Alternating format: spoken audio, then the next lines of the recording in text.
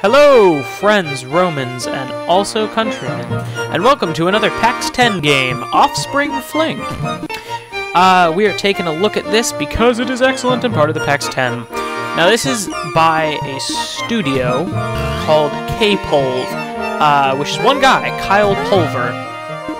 And this may or may not be his first game, full game. I believe it is, but I may be lying, so don't take my word on it.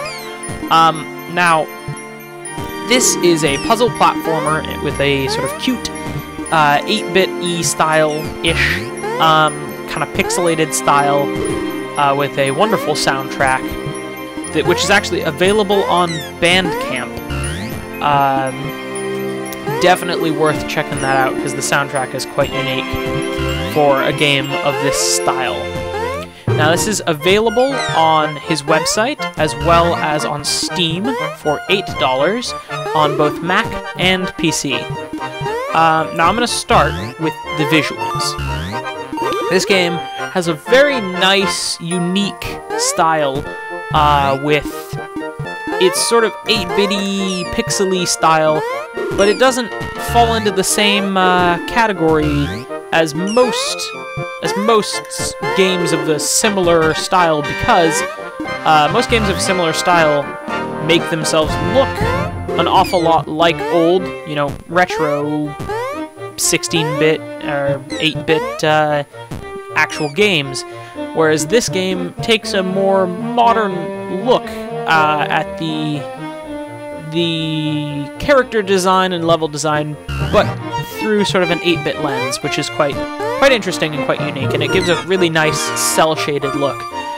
And kind of to tack onto that with the soundtrack. Soundtrack is very unique for this kind of game, because most times these kind of games go for a more electronic 8-bit soundtrack to kind of accommodate their retro pixelated graphics, but in this game they've gone for a more orchestral, soft-sounding soundtrack, which I think is a unique and, I would say, good style choice. It really makes the game stand out from a lot of games of a similar genre, because it is, as I will get to in a little bit, not that complex of a gameplay concept, but it's still fun.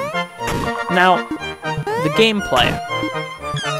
Your goal is to throw your little tiny Pikachu children, as I've called them, into the doors, and then go through the door yourself.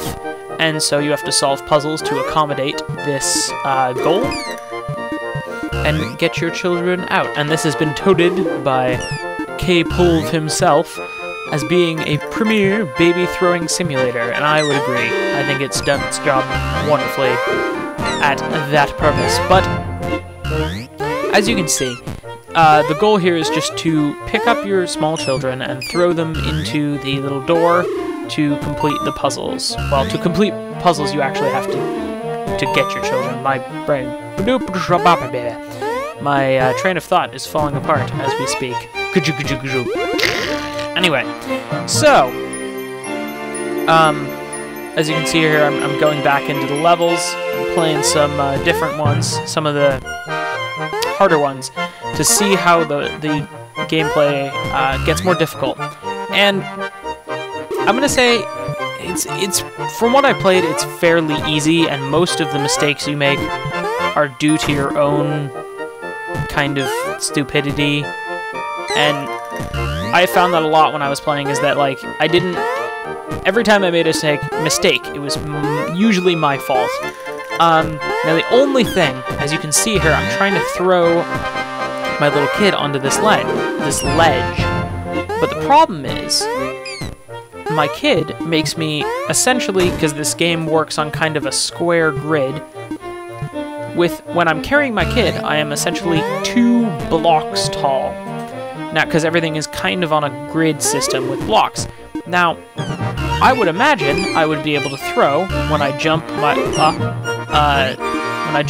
to the height of, see that open space, you would think I would be able to throw my kid through there. But I can't, because I'm actually hitting the top there. Now, this threw me off a lot, and kind of made the game a little difficult to play, because your character doesn't throw above them. Your character throws directly in front, which makes it very difficult to actually throw them at the right angle, which I'm sure was a design choice, but I found that it kind of made... It was a little bit obnoxious, because I keep thinking I can throw at the angle that it looks like I can throw at, but I can't. So that threw me off a little bit, but not to the point where I didn't enjoy the game. I still had a lot of fun with this game. And a note on that as well is I'm playing this actually with what you are seeing now. I'm playing this with a gamepad.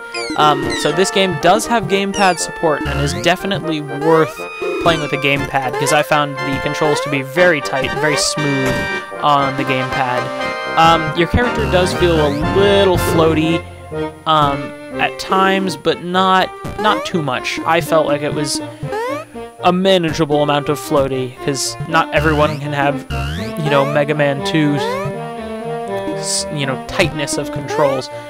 Now, on to the genre of this game. It's I would put it as sort of an action puzzler kind of game, platforming puzzler, and in its own genre, I think it stands out. I think it does an excellent job of the sort of basic puzzle platforming that that many games do, but I feel like its style is really what the game is about, because its concept isn't too complex or unique, but it's really how the game feels and the way the game looks that is really unique and really makes the game stand out from many other titles of a similar nature. And I would say it's definitely worth a pickup. As I said, it is $8 on Steam and on his website, and I would say it's definitely worth the pickup. I have had a lot of fun with it, playing through it, and I may actually do a full playthrough of it in the future, because I just think it's so cute and so adorable and fun. And I would say it's a very solid action puzzler for its genre. So, until next time, guys, appreciate you watching, and look out for more PAX 10 videos this week. Bye-bye!